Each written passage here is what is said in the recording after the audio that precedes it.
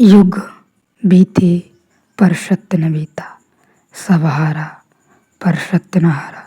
यदि आपने अभी तक अंतिम अध्याय न देखा हो तो अंतिम अध्याय देखें, और यदि आप समझ सकें तो इस अध्याय को देखें। फ्रायड की सीमा थी कि वह पूर्व से परिचित न था, वही सीमा मार्क्स की भी थी, वह भी पूर्व से परिचित न था। दोनों ने धर्म विरोधी वक्तव्य दिए। उनके धर्म विरोधी वक्तव्यों का कोई मूल्य नहीं है, क्योंकि वे अपरिचित लोगों के वक्तव्य हैं, वे परिचित लोगों के वक्तव्य नहीं हैं। उन्होंने कुछ जानकर नहीं कहा है, ऊपर ऊपर से जो सतही परिचित हो जाता है उसके आधार पर कुछ कह दिया है। उन्होंने गहरी डुबकी न ली, वे पूरब की गहराई में उतरकर मोती न लाए। बुद्ध से उनका मिलन नहीं हुआ, लाओ त्सु से साक्षात्कार नहीं हुआ, कृष्ण की बांसुरी उन्होंने नहीं सुनी। ये सीमाएं थीं, अन्यथा शायद फ्रायड उस सिंथीसिस को, उस परम समन्वय को भी उपलब्ध हो जाता जो वीतरागता का है। पर जो बात उसने मृत्युएष्टा के संबंध में कही वह सच है।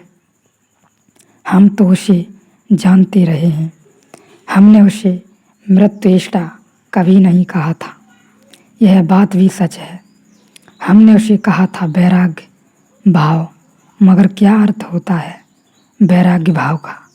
अगर राग का अर्थ होता है और जीने की इच्छा तो वैराग्य का अर्थ होता है। अब और न जीने की इच्छा, बहुत हुआ, पर्याप्त हो गया, हम भर गए, अब हम विदा होना चाहते हैं। नहीं, आधुनिक मन की कोई विकृति नहीं है। आधुनिक वैज्ञानिक पद्धति के द्वारा पुराने वैराग्य को नया नाम दिया गया है। सुबह मेरे देखे फ्रायड की मृत्युएष्टा का गहना अध्ययन होना चाहिए। वह उपेक्षित है, उसका बहुत अध्ययन नहीं किया गया। जैसे हम मृत्यु की उपेक्षा करते हैं, वैसे ही हमने मृत्युएष्टा के सिद्धांत की भी उपेक्षा की है। तो फ्रायड की लिबिडो, काम वासना का खूब अध्ययन हुआ है, बड़ी किताबें लिखी जाती हैं, लेकिन मृत्युएष्टा का बहुत कम अध्ययन हुआ है। बड़ी मूल्यवान खोज है, वह अंतिम परिपक्व दिनों में उसने दी है, इसलिए मूल्य और भी गहन हो जाता है। इतना ही स्मरण रखो कि जीवन में सब चीज़ें द्वंद्व हैं, द्वंद्व से चलता है जीवन। जिस दिन तुम द्वंद्व से जाग गए, जीवन रुक जाता है। जिस दिन तुम द्वंद्व से जागे, निर्द्वंद्व हुए, तब तुम भी कहोगे जनक जैसे, आश्चर्य कि मैं इतनी बार जन्मा और कभी नहीं जन्मा, और इतनी बार मरा और कभी नहीं मरा। आश्चर्य, मुझको मेरा नमस्कार।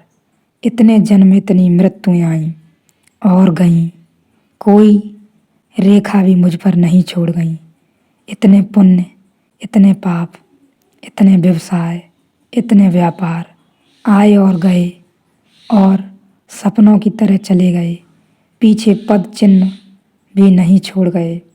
आश्चर्य मेरी इस आत्यांतिक शुद्धता का, आश्चर्य मेरे इस कुआरेपन का, धन्य भाग मेरा, मुझको नमस्कार।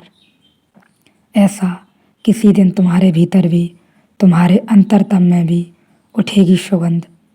लेकिन ध्यान रखना, आना है निर्द्वंद पर।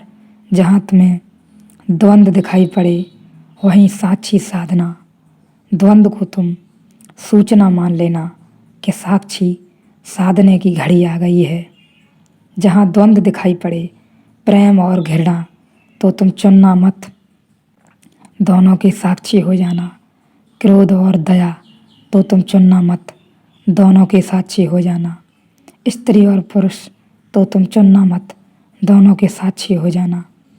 सम्मान अपमान चुनना मत, दोनों के साक्षी हो जाना। सुख दुख हो साक्षी हो जाना। तुम्हें द्वंद्व दिखाई पड़े वहीं साक्षी हो जाना। अगर यह एक स्वर्ण सूत्र तुमने पाल लिया तो वीतराग की दशा बहुत दूर नहीं है।